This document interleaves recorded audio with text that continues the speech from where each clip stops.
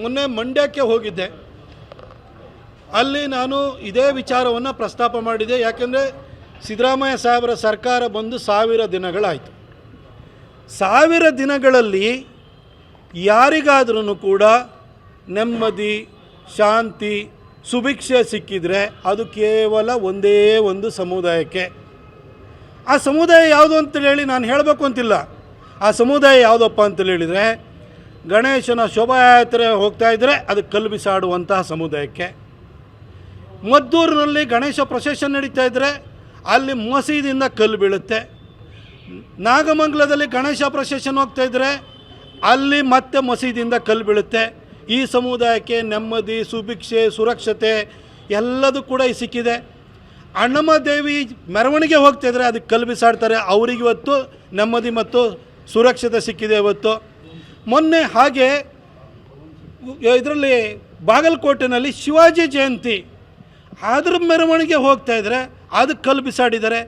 ಅವ್ರಿಗೆ ನೆಮ್ಮದಿ ಮತ್ತು ಸುಭಿಕ್ಷೆ ಸಿಕ್ಕಿದೆ. ಅದೇ ರೀತಿಯಲ್ಲಿ DJ ಹಳ್ಳಿ ಮತ್ತು KG ಹಳ್ಳಿನಲ್ಲಿ ಅಖಂಡ ಶ್ರೀನಿವಾಸ ಮೂರ್ತಿಯವರೊಬ್ಬ ದಲಿತ ಶಾಸಕನ ಮನೆ ಮೇಲೆ ಒಂದು ಫೇಸ್ಬುಕ್ ಪೋಸ್ಟನ್ನು ಯಾರೋ ಮಾಡಿದ್ದನ್ನು ಇಟ್ಕೊಂಡ್ಬಿಟ್ಟು ದಾಳಿ ಮಾಡಿದ್ರಲ್ಲ, ಅವ್ರ ಇದ್ದಂತಹ ಕ್ರಿಮಿನಲ್ ಕೇಸ್ಗಳನ್ನು ವಾಪಸ್ ತೆಗೆದುಕೊಂಡು ಆ ಸಮುದಾಯಕ್ಕೆ ಶಾಂತಿ ನೆಮ್ಮದಿಯನ್ನು ಸಿದ್ದರಾಮಯ್ಯನವರು ಕೊಡ್ತಾ ಇದ್ದಾರೆ.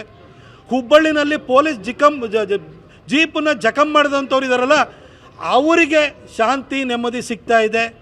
ಇವತ್ತು ನೋಡಿದರೆ ಈ ಒಂದು ಸಿದ್ದರಾಮಯ್ಯನವರ 1000 ದಿನಗಳ ಅಧಿಕಾರದಲ್ಲಿ ಕಲ್ಲು ಬಿಸಾಡೋರಿಗೆ, ಅದು ಅಣ್ಣಮ್ಮನ ಜಾತ್ರೆ ಇರ್ಬೋದು, ಗಣೇಶ ಶೋಭಾಯಾತ್ರೆ ಇರ್ಬೋದು, ಶಿವಾಜಿ ಜಯಂತಿ ಮೇಲೆ ಕಲ್ಲು ಬಿಸಾಡೋರಿಗೆ ಅಷ್ಟೇ ಶಾಂತಿ ನೆಮ್ಮದಿ ಸಿಗ್ತಾ ಇರೋದು.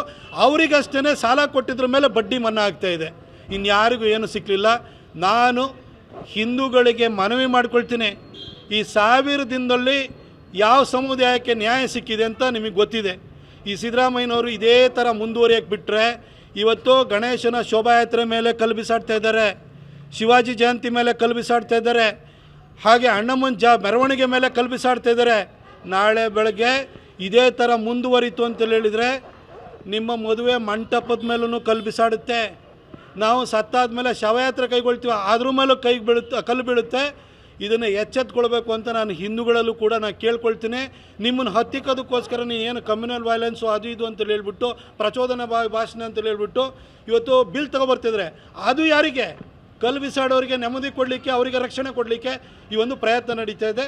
ಶಿವಾಜಿ ಜಯಂತಿಯ ಮೆರವಣಿಗೆ ಮೇಲೆ ಕಲ್ಲು ಬಿಸಾಡಿದ್ದ ಮೇಲೆ ಯಾವುದೇ ನನಗೆ ಆಶ್ಚರ್ಯ ಆಗ್ತಾ ಇರಲಿಲ್ಲ. ಯಾಕೆಂದರೆ ಶಿವಾಜಿ ಹಿಂದೂ ಹೃದಯ ಸಾಮ್ರಾಟ. ಕಾಂಗ್ರೆಸ್ಸನ್ನು ಚುಕ್ಕಾಣಿ ಹಿಡಿದು ಕಾಂಗ್ರೆಸ್ಸನ್ನು ಮುನ್ನಡೆಸಿದ್ದು ಗಾಂಧಿಗಿಂತ ಮೊದಲು ಬಾಲಗಂಗಾಧರ ತಿಲಕರು. 1891ರಲ್ಲಿ ಪ್ರಾರಂಭ ಮಾಡಿದಂತಹ ಶಿವಾಜಿ ಜಯಂತಿ, ಆ ಜಯಂತಿಯ ಮೆರವಣಿಗೆ ಮೇಲೆ ಕಲ್ಲು ಬಿಸಾಡ್ತಾ ಇದೆ ಅಂತಂದರೆ ಇವತ್ತು ಕಾಂಗ್ರೆಸ್ಸಿಗೆ ಎಂತೆಂಥವ್ರು ಬಂದು ಸೇರಿಕೊಂಡು ಇವತ್ತು ಎಂತಹ ಒಂದು ವಾತಾವರಣ ಸೃಷ್ಟಿಯಾಗ್ತಿದೆ ಸಿದ್ದರಾಮಯ್ಯನವ್ರ ಮುಖಾಂತರ ಅನ್ನೋದನ್ನು ಹಿಂದೂಗಳು ಅರ್ಥ ಮಾಡ್ಕೊಳ್ಬೇಕು. ನಮ್ಮ ಕರ್ನಾಟಕದ ಮಹಾಜನತೆ ಅರ್ಥ ಮಾಡ್ಕೊಳ್ಬೇಕು ಅಂತೇಳಿ ನಾನು ಮನವಿ ಮಾಡ್ಕೊಳ್ತೀನಿ.